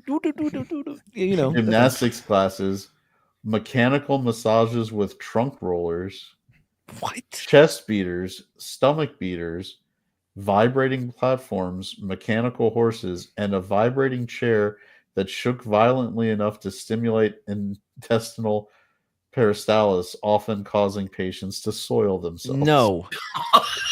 No. You're not strapping me to a chair that shakes me so goddamn hard I lose control of my bowel. Fuck off. I was on board. I was on board with everything. The mechanical horses, the weird Indian pop music, but this... Like, this sounds like something you see on one of those... ridiculous. So what was that? I said I've heard of the brown note before, but that's a little ridiculous. Mad says this sounds horrible, and meanwhile in chat, Sherry's like, "Game on." and to me, this sounds like a deleted scene from UHF. You get to drink from the fire hydrant. just a different. Kellogg did it at the other end. Yeah, wrong hole. Slender is getting scarier. Don't you want to say something about the diarrhea chair?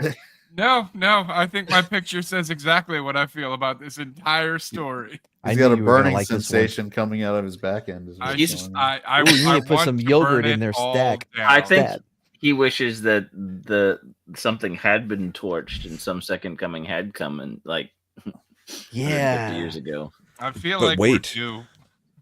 The next treatment coming up is spiders going in there. Well, no, it's not quite. Its patients were also forced to endure salt baths, steam baths, hot and cold water baths, showers, douches, fomentations, and high-powered enemas. Kellogg himself received a daily enema after breakfast. God. This is why you don't let a 24-year-old take over the entire fucking facility. Also, real quick, a douche. Now, wouldn't that just be an enema for a guy? You mean for a girl? No, right, but yeah, if you're just speaking about one hole, yeah, it would just I forgot women were even at this thing. Yeah. So the douche was for women patients, they got to have an extra side done. Exercise for the extra side? The double-ended enema. It's like, if you're a woman, we have a double-sided hose. It's fine. It's not going to take you any longer. As a Seventh-day Adventist, Kellogg was also one of the most ardent anti-masturbators in the United States. Here we go.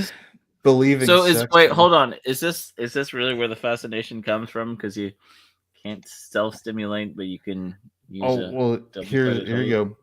Okay. So yeah, Kellogg believed sex was detrimental to physical, emotional, and spiritual well-being. He personally abstained from sex, never consummating his 40-year marriage. But what? But with all that prostate play, he got off tons. Yeah. So that's why I had one after breakfast. It was morning wood. So he kept separate bedroom from his wife his entire marriage. They fostered 42 children, adopting 8. Wait, only 8 made the cut? And look, you got to be discerning if you're going to pass on Kellogg as a name, man. That's a big The name. 8 were the ones who survived the enemas. The 8s were the ones that didn't cry. Yeah. Welcome to my foster home. Here's your enema. Let's get going. If you can sit, you got to last in the chair for 25 minutes without shitting yourself if you want to be one of our kids. Fucking, Dad, what's that Dad, guy? I'm 14. Doesn't matter. You're still wearing diapers in this house. If you can't handle the enema, you're gonna have to split. Instead of Squid Games, is Skid Games. 42 orphans. That's called bloodletting. Kellogg documented and cataloged 39 symptoms as a result of masturbation, including can't wait. defective development, mood swings, sickness, bashfulness, unnatural boldness. Bashfulness? Sorry. Hold on. But right after bashfulness was unnatural boldness. So he's saying whatever behavior you're doing is because of that. It's You're like not people acting reading right. their horoscopes. Wait, no, come on. It gives stiff joints, paralysis, fondness for spicy foods. Actually, generally, masturbation makes you less stiff. Yeah. Also, it's self-defeating because if you masturbate, I want spicy food, but spicy food is also the thing that also makes you want to masturbate. Oh, this vicious cycle. Sorry, go on. Acne, round shoulders, sleeplessness. Round shoulders? Listen, I know you want to get through all of them, but when you say something like that, we're going to react. That's like what does that genetics. mean? Unless we're imp. Oh, I'm reacting. I'm shaking my head a whole lot over here. You know this is audio, right? Yeah. Oh, yeah. No, I'm well aware. Yeah, you notice how I'm not very, round very my glad for shoulders that. are, man. Not round at all. You never Yeah. masturbated a day in your broad. life. You've Broad kept your shoulders are essence. for winners. Matt is like, I don't like this week's episode.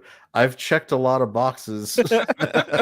My shoulders are rounder than these. Wait. Okay, so Because- round shoulders. Because the next symptom, Matt, is sleeplessness. Oh, I get that. Uh-oh. Oh, crap. Untrustworthiness, Matt. Wait, hold on. Is it that you don't trust people or that you are now untrustworthy? That you become untrustworthy. Oh. Paleness, nail biting, moist, cold hands, bedwetting. Cool. And Okay. It's a different He kind of claimed- wedding. he You further can't wet the claimed- bed if you're wearing the diaper to sleep. Oh, true. He further claimed masturbation could cause cancer of the womb, urinary diseases, nocturnal emissions, impotence, insanity, mental and physical disability, and blindness, stating, and I quote, "Such a victim literally dies by his own hand." Oh my. This is like the inverse of like the doctors have selling their like cure-alls. It's like, I'm not going to sell you something to cure all. I'm just going to tell you not to do anything, and it's going to cure all everything. It's kind of like what modern chiropractics thinks half the time, that just one adjustment and you won't be sick anymore. How many did he say that he had? 39. He was 39. 1 for 39. Night emissions. No, that is the one thing that masturbation would probably keep from I was happening. going to say, I feel yeah. like masturbation would Yeah, be they kind of positive. removes the So it's really just the Urgency. round shoulders, huh? And the untrustworthiness. True. Well, okay. Do you guys remember? I will say this: moist, cold hands. I mean, that's a weird symptom. Like, Do you guys remember that scene from Fear and Loathing in Las Vegas where Johnny Depp's sitting there and they're giving all the attributes of somebody who was on drugs and stuff At the drug conference? Yeah, and he's like, you got stains on your pants and you're doing all these things, and he's just like, oh shit, I gotta go. Imagine you're listening to Kellogg's fucking little speech that because he did this, right? And you're like just counting them off with your hands. You're like, okay, I got that. Oh no, I'm a masturbator. As he makes eye contact with a different person in the room each time he says a different symptom. So we are thinking though that the round shoulders are probably the closest he got, right? Yeah, it feels like the closest. they look away at each other, like they lock eyes, and then they have to look away out of shame because they both know they're masturbators. Oh boy, Slender. So all right, not a chicken jockey.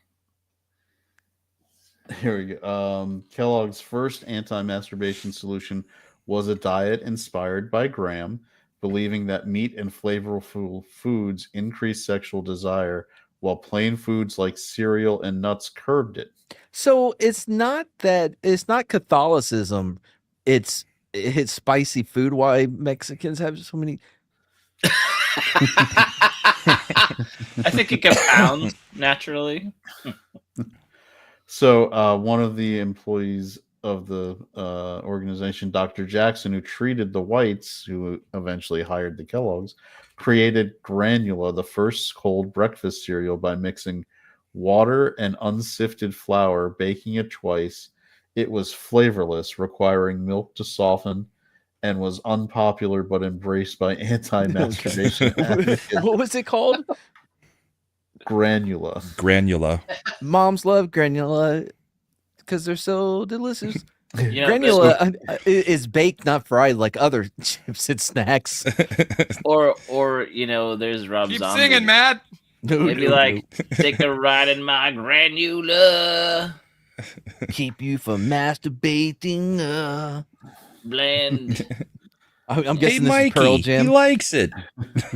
Oh, that was that was Rob Zombie, Dragula. Oh, yeah, that makes more sense because I was just doing the at the end of everything. well. I mean, red letter, yellow letter, better.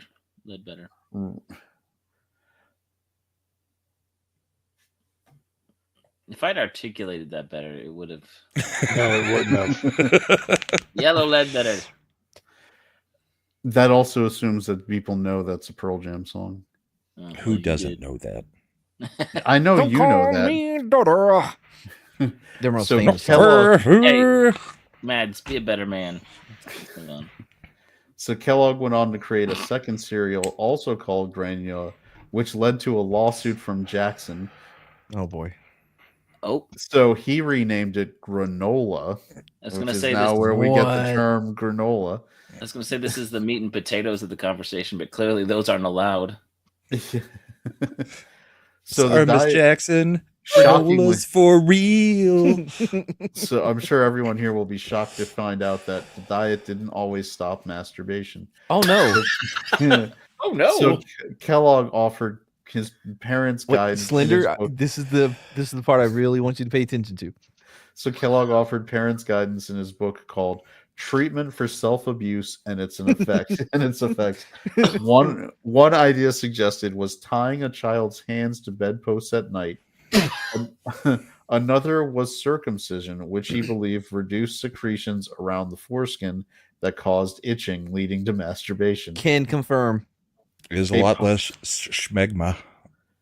A public Also, school the sex tying education. Oh, go ahead. the tying the hands. That's also helpful, just in case you get an exorcism, like a possession type scenario. Kellogg said the power of Christ compels you not to touch yourself and to have granola. So a public sex education manual of the time stated, a remedy which is almost always successful in small boys is circumcision. The operation should be performed by a surgeon without administering an anesthetic, as the brief pain attending the operation will have a salutary effect upon the mind, especially if it be connected with an idea of punishment. Oh my God! It's like I immediately thought of Kingdom of Heaven, where like you slap him so that way you remember your oath. Mm-hmm. Mm-hmm. That's why they don't give you any Remember this pain. Never touch it. Remember this pain. Your dick is only for pain. Well, then you get the guy, those masochists, those religious ones that like to torture themselves. What, real quick, though, it's not wrong, right? Your penis does leave you into a lot of pain. Emotional, for the most part, I guess. So what you're saying is he may have been specifically wrong, but directionally accurate? Right, yeah. He Did So you say as a- directionally or? Directionally wrong. I meant directionally accurate. Oh boy. So it was at this point in America. I'm going up, guys. I'm that sorry, Neo- but Slender hasn't been saying anything, and yet you just keep moving around the bottom row. He I hasn't have been felt. providing amazing visuals. You know what? I'm glad you brought that up because usually. I said I was going up because of the erection joke. That's all. Oh. On second thought, that's actually. I was trying to riff on the. Yeah, no. That's why you got the spot. Don't ruin it. So this is when neonatal circumcision entered American delivery rooms. So over the course of the 1870s and 1880s, it was thought that doing this at the birth would prevent later irritation that could cause masturbation. Hang on, are you telling me that all of us Gentile that are circumcised was because of fucking Kellogg? Previous to this, most non-Jewish boys were uncircumcised. Yeah, the turtleneck and chain. Yeah, be upset that they robbed you of that. What the fuck? Shut up, punk. You're doing good right now. I'm sorry. Healing. I think Windows is messing with your mic again. No, I was actually being real quiet. He was trying to Trying whisper. to make sure you didn't hear it, Mad. Oh, All right. You know, I'm beginning to think there's something severely wrong with the six of us. yeah, We're we're on all episode- fucking circumcised. You're because of just Graham and beginning Kellogg. now, huh? Well, we're on episode 15, yeah? Uh-huh. Mhm. As of now, we've done 3 different episodes talking about mutilating people's junk in some way, shape, or form. We had the goat Bad mix test. of stories. You know, have I been here for 10 of them yet? Hey, hang on. I don't want to go on, Imp. I We've had feel the as though goat you're test, building to like I something. said. We had the guy who fucking eunuched himself last week. I mean, now this. I'm pretty sure there's other things I've missed in that short little list. I mean, like I Brian was going to said, say, you how have- do truck nuts fit into this? Compensating. Although it is pretty Or- bad that I was behind a truck the other day, and my only thought was, wow, that truck needs a set of truck nuts. Damn it, man! The better question is, how does the dolphin fit into all of this? And then there's that. Yeah, that was The a dolphin penis. was only trying to fit into one person.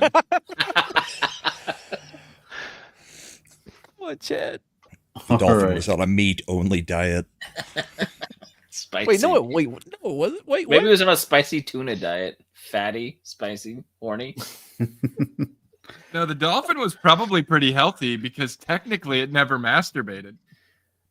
Didn't need to. It doesn't have hands. It was It had- manually. It had It was- someone else doing it for True. him.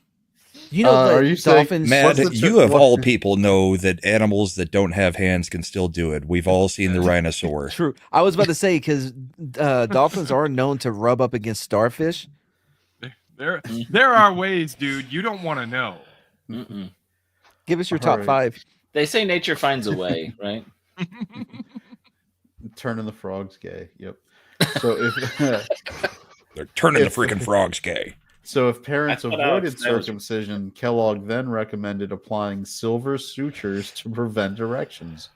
Drawing how the would that foreskin work? over the glands, passing a needle with a wire through both sides, and twisting the ends together. Oh, Nope. yes, the first chastity belt. So he's That's a bit he more than a basically. belt. So he First advised, chastity cage. You sew the dick shut, Mad. That's what You know, he the advised. weird part is now the emo kids and the goths are doing that on purpose. Wait, what? And the cucks. Yeah, aren't they getting weird piercings and shit? Yeah. They're Called not Prince sewing Albert, it. right? Yeah, Also- but this isn't a piercing. This is sewing their Yeah. dick shut. Wait, They're what, innovators, okay? This is how it starts. what happens if they get an erection? It won't. Um, it'll. You remember it'll that hurt. scene in Resident Evil with the lasers?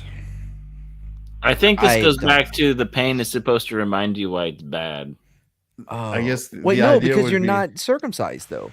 If you when you sew it shut, If it starts trying to do that, it would be extremely painful, and that would, in theory, stop you. Because because it would be like those squelching noises made in Resident Evil as everything just got sliced by the thin wires. As we all know, any 13, 14-year-old, if they get distracted for a split second, that erection is gone. It never lasts for the entire class period.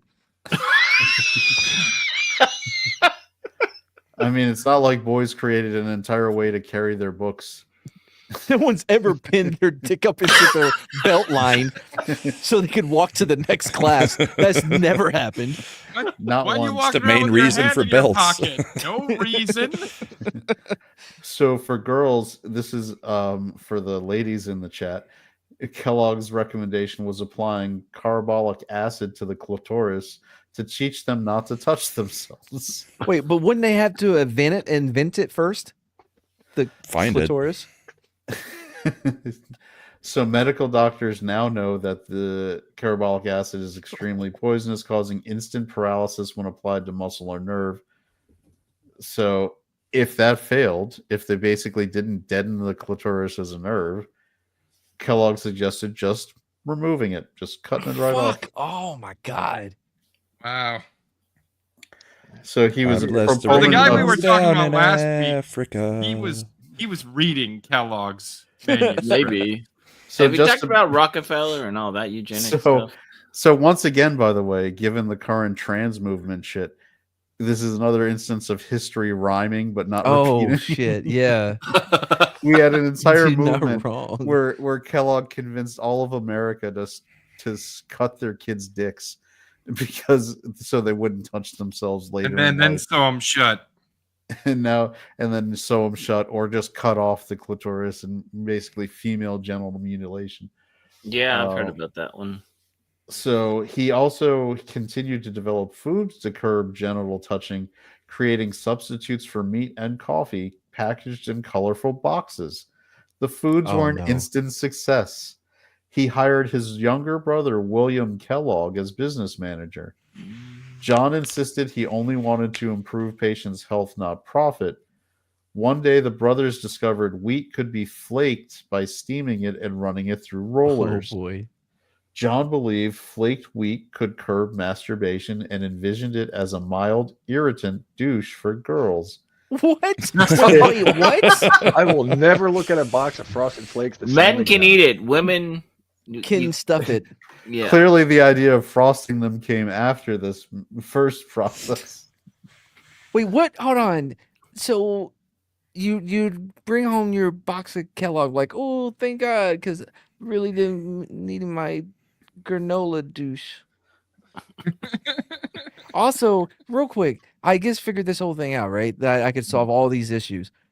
The problem, though, is that they were looking at the spicy food the wrong way. They should have encouraged people eating it because nobody washed their hands. So as soon as they went to go play, pleasure themselves, it would burn and they would stop fucking doing it. Yeah, that's the pain that you should remember. That Tabasco. solves all of it. No Put more the acne. granola back in the box. No more Not acne. that box. Everybody would have squared shoulders and Instead, they created the best branding in history. Eat your Kellogg's or we'll sew your dick shut. I don't want to eat my Wheaties. I don't want to eat my So, it explains Caitlyn Bruce Jenner a little bit more. So, she shockingly, was on the Kellogg box. On the Wheaties box. Yeah, the Wheaties, yeah.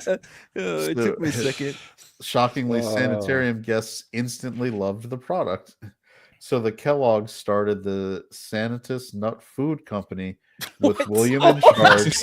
Give us that name again, my God. Sanitas, Sanitas Nut Food Company. Sorry, this is nut. This is funny. Yeah, there's with William in charge to produce cereal for you don't mail want a order. nut, get Sanitas nut. With our Sanitas, there will be no nutting. So Kellogg started No Nut November, didn't it? We've got all Kellogg started no nut any No nut ever. No Nut any member. All right, so William, the younger brother, developed a process for flaking corn in 1898. and in 1906 founded the Battle Creek Toasted Cornflake Company, later changing the name to just the Kellogg Company, with cornflakes as its biggest product. Packaged with the slogan, "The genuine bears the signature W.K. Kellogg," his brother who What was the a famous. fuck? What was that? The motto? Yep, he's saying this is the genuine product, not a knockoff. Production reached 4,000 cases a day within a year. Wait, real quick. Can you imagine how pissed they'd be to find out that we now substitute the word corn for porn on YouTube? Real quick though, now were there cornflakes? Were those deuceable as well? Were they doucheable? I don't know, but never mind. Mildly irritating douches. John Harvey Kellogg didn't. That sounds like a fucking. He assassinated a president. Yeah. He sounded the kind of guy who chains his family up in the basement. Anyway, William Kellogg was interested in just selling cereal and making money. He didn't give a shit, so he wasn't He wasn't like going like, "Hey, can I shove these cornflakes up?" So like, yeah, just rub it against your Gamora. So that's a nice Gamora you got there. It'd be a shame to have a whole bunch of cornflakes in it. So production reached 4,000 cases a day within a year, but that's when a feud erupted when William gained sole rights to market the products, ending his relationship with his brother. At the same time, a sanitarium patient by the name of C.W. Post was That's correct.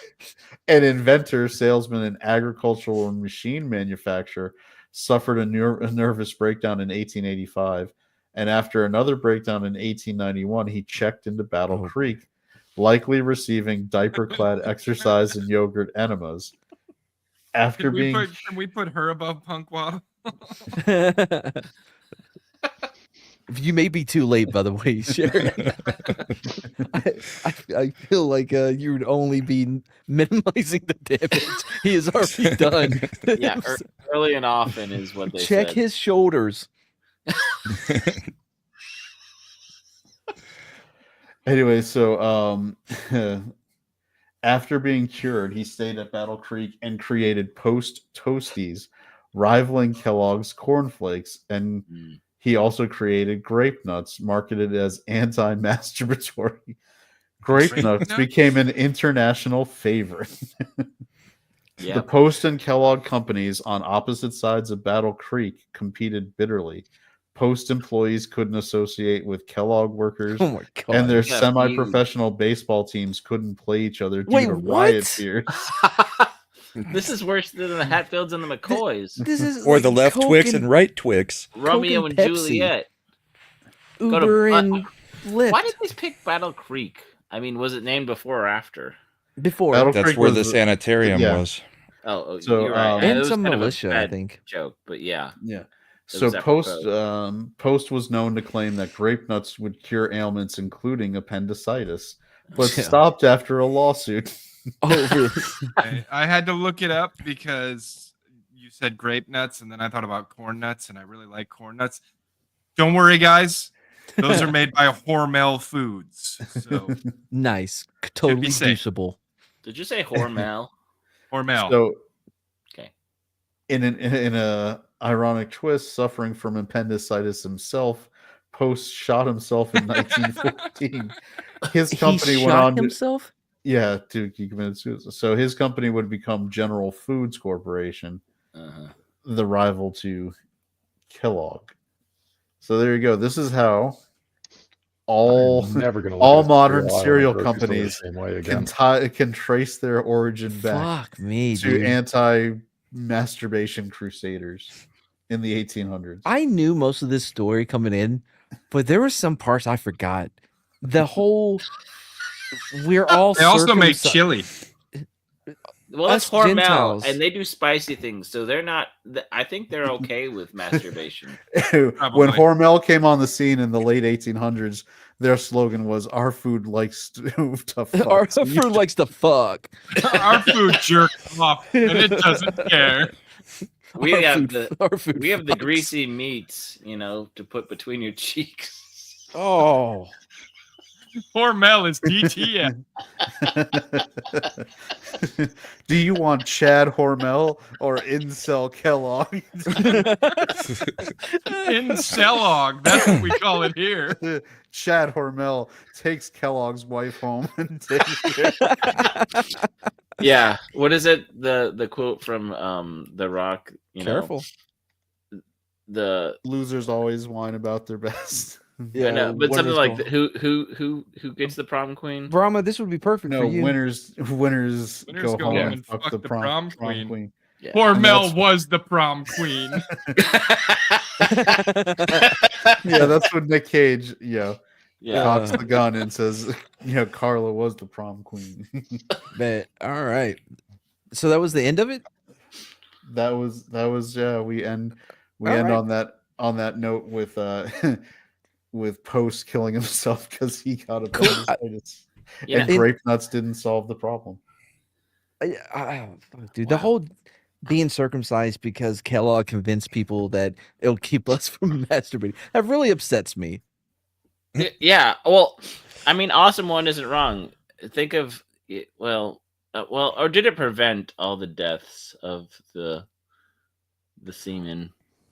This is the 1800s, Punkwaddle. Nothing prevented death in any way, shape, or form, and if anything, it exacerbated it. Yes, all of it. Yeah. The selling point eventually evolved into that circumcision on male children was help them maintain cleanliness. Yeah, and aesthetically is prettier. And in turn, that cleanliness helps prevent disease. Yeah, bro. Mad's like, I just like looking at cut ones. That's just me. I mean, if I gotta, Mad's like, I need to get off I this. don't want my boy to wear a veil. Okay. Okay, I have a question. When did Dickies become popular? Because obviously it was just the turtleneck, without the whole thing. Was it envy? You can't help yourself. Soul had a good one though. Yeah. So I feel bad for cereal came to be. I feel bad for any inexperienced young man who comes across this stream and then the first time he's with a woman is like, I can't wait to get in that Gamora. Oh man, be splitting that Gamora and Nebula. I just love Nebulas. Now bend over and spread your Gamora. You did remember to cornflake douche, right? Cornflakes, right? Yeah. Got to get that granola up in it. Well, no, whoever this kid is, it gives it the texture. I thought it was wheat. Like I thought wheat flakes were the ones that you could use. I don't know if we had finalized cornflakes as douche. No, we did. We established that cornflakes was not because the brother who was making cornflakes didn't give a shit and just wanted to sell cereal. Corn is not a clean burning fuel. But unfortunately, the government mandated a subsidy for it, so now all douches you gotta get the 5% corn. Yeah, with the 5% corn flakes in them. Oh, good brother. You gotta keep them from getting hard. You may need to upgrade your Gamora to be able to handle the 5%. only Gamora is born after the year 2000 can handle 10%. Back that granola. You definitely don't want to do the shitting chair. Don't do it on any small engines. Well, at least it was Nebula and Gamora, not Sodom and Gomorrah.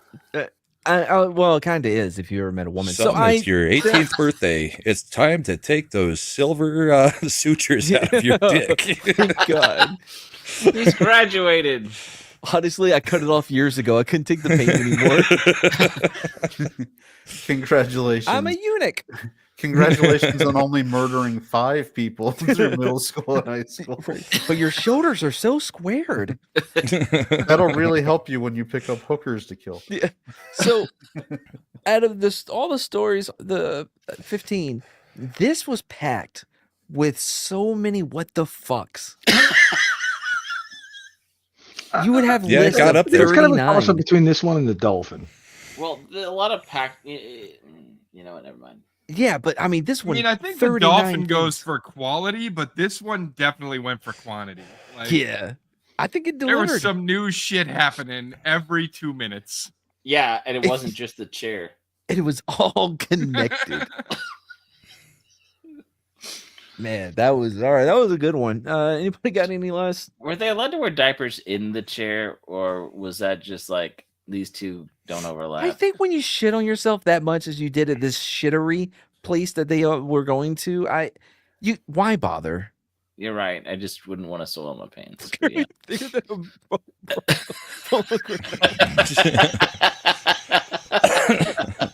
All right.